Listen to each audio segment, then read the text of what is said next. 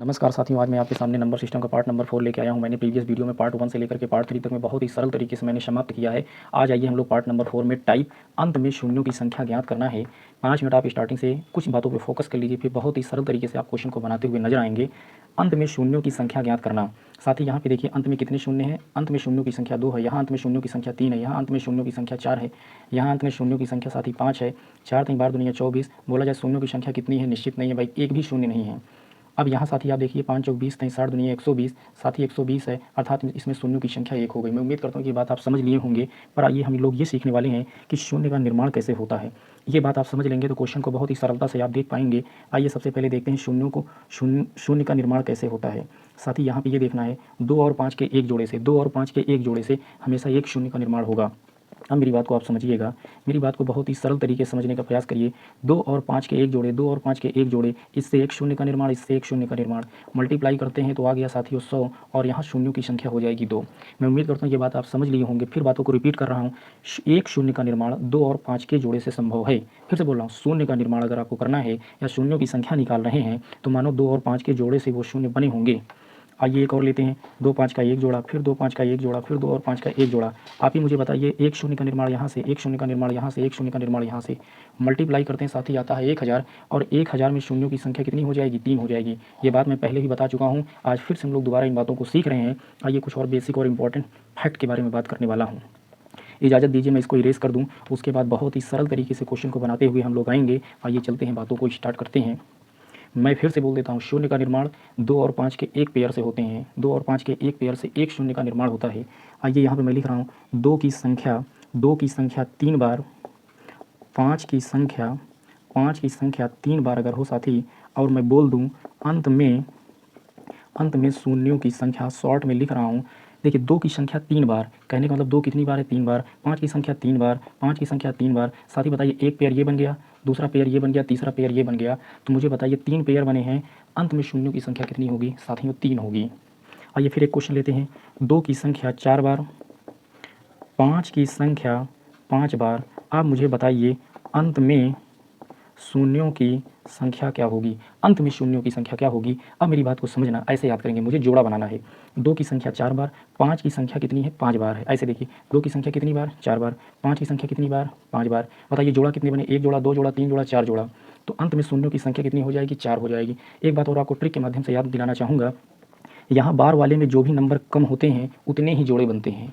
बार वाले में जो भी नंबर कम होगा उतने ही जोड़े बनेंगे। फिर आपको बताता हूँ एक उदाहरण के माध्यम से रियल लाइफ के। अगर 4 लड़की हैं और 5 लड़के हैं, 4 लड़की की शादी 4 लड़के से हो जाएगी तो जोड़े 4 बनेंगे। एक लड़का खाली रहेगा, घर में बैठा रहेगा। तो ये बात आप समझ लिए होंगे, कम वाली जो बार वाली संख्या होती है उतने ही अंत में शून्यों की संख्या होती है। आइए इसको इरेज करते हैं, फिर एक क्वेश्चन को बहुत ही सरल तरीके से बनाते हुए नजर आएंगे।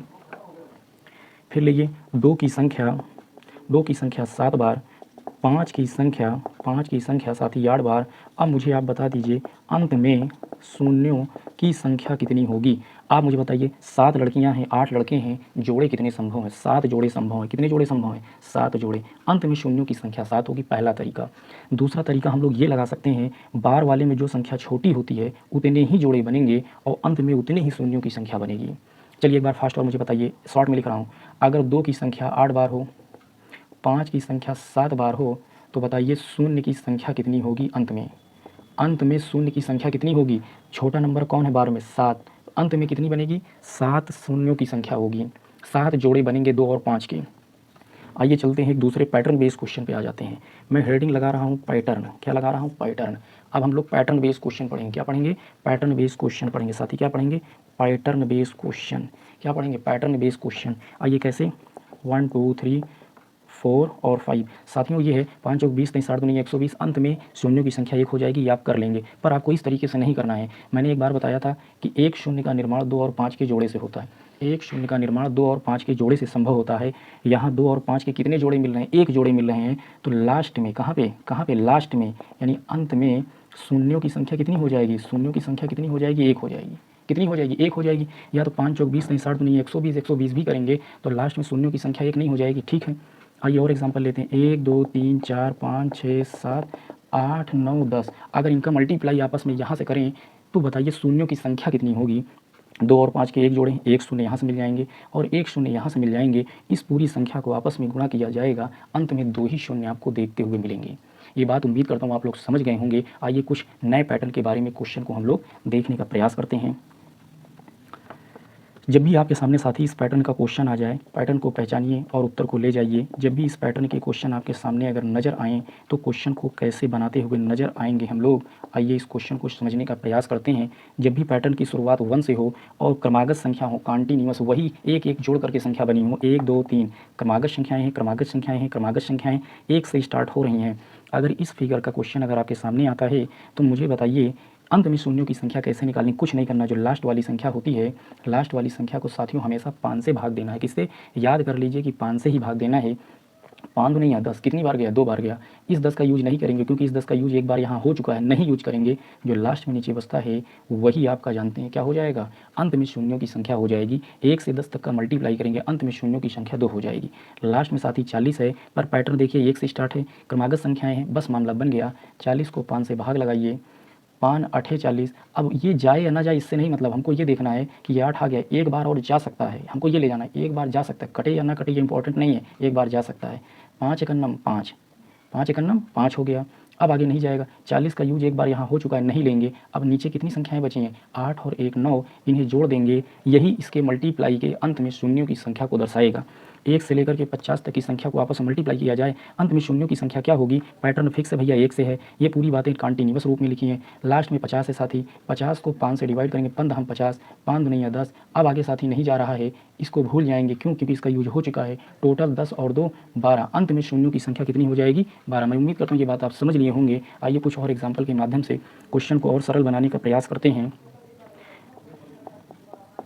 जब भी साथी यहाँ तक 500 तक दिया हो, कितना दिया हो? 500 तक दिया हो, पैटर्न फिक्स है, 1 से है, चीज़ें कंटिन्यूअस फॉर्म में हैं। अब मुझे बताना है 1 से लेकर के 500 तक की संख्या को आपस में गुणा करते हैं, लास्ट में शून्यों की संख्या क्या होगी? कुछ नहीं करना है, 5 से भाग देना है। 5 से करेंगे साथी कितना हो जाएगा? 100 हो जाएगा। 5 से करेंगे साथी 20 पंचे 100, 5 चौको 20। अब साथी नहीं जा रहा है, छोड़ दीजिए, 500 का यूज हो चुका है, नहीं लेंगे और नीचे इन सभी को जोड़ देंगे तो 124 उत्तर हो जाएगा साथी। कितना हो जाएगा? 124। मैं उम्मीद करता हूँ ये बात आप समझ लिए होंगे। आइए और क्वेश्चन को आगे बढ़ाते हुए नजर आते हैं। जब साथी 1000 तक हो तब हम लोग क्या करते हैं? पैटर्न को देखिए, 1 से स्टार्ट है, 1 2 3 कंटिन्यूअस है। 1000 को साथी 5 से भाग लगाइए, ये 200 हो जाएगा। 5 से करिए साथी कितना हो जाएगा? 5 चौको 20, 5 से करिए साथी 5 8 40। अभी एक बार और जाएगा, 5 एकन्नम 5। 1000 का यूज यहाँ हो चुका है, नहीं लेंगे, बाकी सबको जोड़ेंगे साथी 249 हो जाएगा। मैं उम्मीद करता हूँ ये बात आप समझ लिए होंगे। जब 1 2 3 डैश डैश पूरा 1000 तक की संख्या तो को आपस में गुणा किया जाए, अंत में शून्यों की संख्या साथी 249 होगी। ये पैटर्न 1 से स्टार्ट होना चाहिए, कंटिन्यूअस नंबर होना चाहिए। ये बात मैं उम्मीद करूँगा कि आप समझ लिए होंगे। आइए कुछ और क्वेश्चन के माध्यम से इस प्रश्न को और सरल बनाने का प्रयास करते हैं। जब भी साथी इस टाइप का क्वेश्चन अगर आपके सामने आए, अगर मैंने क्वेश्चन साथी ले लिया 11 12 और साथी मैंने 100 तक ले लिया, एक बात साथी याद कर लीजिए, इंपॉर्टेंट बात है, 1 से 10 तक की संख्या को आपस में गुणा करते हैं, लास्ट में 2 शून्य आते हैं। 1 से लेकर के 100 तक की संख्या को आपस में गुणा करते हैं, लास्ट में 24 शून्य आते हैं। 1 से लेकर के 1000 तक की संख्या को आपस में गुणा करते हैं साथी, 249 शून्य आते हैं। ये बात याद कर लीजिएगा, परीक्षा के दृष्टिकोण से इंपॉर्टेंट है। आपसे पूछा है 11 12 और 100 तक मल्टीप्लाई करें, लास्ट में शून्यों की संख्या क्या होगी? हमारी आदत क्या थी कि हमने अभी तक क्या सीखा था? 1 से सीखा था। कहाँ से सीखे थे? 1 से लेकर के 100 तक हम लोग सीखे थे, लेकिन क्वेश्चन हमारा यहाँ तक है। तो हम लोग क्या करेंगे? 1 से 100 तक पहले शून्यों की संख्या निकाल लेंगे। 1 से 100 तक शून्यों की संख्या साथी कितनी होती है? मैंने पहले ही प्रैक्टिस में बताया कि 24 होती है। कितनी होती? 24। 1 से लेकर के 100 तक में अंत में शून्यों की संख्या 24 होगी, लेकिन प्रश्न 11 से पूछा है, इसका मतलब 1 से 10 तक इसके अंदर और शामिल हैं। 1 से 10 तक में शून्यों की संख्या साथी 2 होती है, 2 माइनस कर देंगे साथी 22, यानी 11 से लेकर के पूरा 100 तक में जब गुणा करते हैं, अंत में शून्यों की संख्या 22 हो जाएगी। फिर आइए इस चीज़ को रिवाइज करते हैं, फिर आइए रिवाइज करते हैं। जब भी आपसे पूछे 11 से लेकर के 100 तक में शून्यों की संख्या क्या होगी, तो हम सबसे पहले पैटर्न बताया था कि 1 से स्टार्ट करके अपने दिमाग में समझ लेना। मानना क्वेश्चन 1 से स्टार्ट है, जब 1 से 100 तक जाते हैं तो शून्यों की संख्या कितनी आती है? 24। प्रैक्टिस में मैंने पहले ही बता दिया था। लेकिन हमारा प्रश्न चिन्ह साथी ये है कि हमें 11 से चाहिए, इसका मतलब 11 से चाहिए तो 1 से 10 तक भी हमने क्या किए हैं? हमें 11 से चाहिए, 100 तक चाहिए, लेकिन हमने 1 से 100 तक निकाल लिया, 24 आ गया। तो इस 1 से 100 तक में हमने 24 होते हैं, इसके अंदर 1 से 10 वाला भी तो शामिल है, और 1 से 10 तक में शून्यों की संख्या साथी कितनी होती है? 2। इस 2 को माइनस कर देंगे साथी, तो ये हमें 11 से लेकर के 100 तक मिल जाएंगे। अगर ये बातें नहीं समझ में आई होंगी, कुछ और उदाहरण के माध्यम से समझते हैं। आइए हम लोग लेते हैं 101, 102, साथ ही 1000 तक लेते हैं। कहाँ तक लेते हैं? 1000 तक। अगर 1 से होता प्रश्न तो 1000 तक में 249 हो जाते हैं, लेकिन हमारे प्रश्न अगर 101 से लेकर के यहाँ तक पूछा है साथी, ऐसे प्रश्न बनाने के लिए हम पहली सोच करेंगे कि हमारा प्रश्न 1 से लेकर के 1000 तक है। 1 से लेकर के 1000 तक में शून्यों की संख्या 249 है, पर प्रश्न 101 से लेकर के 1000 तक है। इसका मतलब है कि 100 तक वाली शून्यों की संख्या माइनस करना पड़ेगा, क्योंकि हमने 1 से लेकर के 1000 तक पूरा कर लिया। हमें 1 से नहीं पूछा है, 101 से पूछा है, यानी 100 तक शून्यों की संख्या को माइनस करना पड़ेगा इसमें से। तो 1 से 100 तक शून्यों की संख्या साथी 24 होती है। 24 माइनस कर देंगे साथी 225 हो जाएगी। मैं उम्मीद करता हूँ कि ये बात आप समझ लिए होंगे। साथ ही मैं अपने बात को एंड की ओर ले जा रहा हूँ, समाप्ति की ओर ले जा रहा हूँ, और सभी विद्यार्थियों से यही आग्रह करूँगा कि आने वाले समय में जितनी भी वीडियो होंगी आपके लिए बहुत ही हेल्पफुल होने वाली हैं, और सभी विद्यार्थी अपनी पढ़ाई को बहुत ही शानदार तरीके से स्टार्ट कर लें। आने वाले एग्ज़ाम में आपको परेशानी ना हो। यदि मेरे द्वारा पढ़ाई गई बातें आपको अगर समझ में आई हों तो वीडियो को लाइक, शेयर और सब्सक्राइब करें। जय हिंद, जय भारत।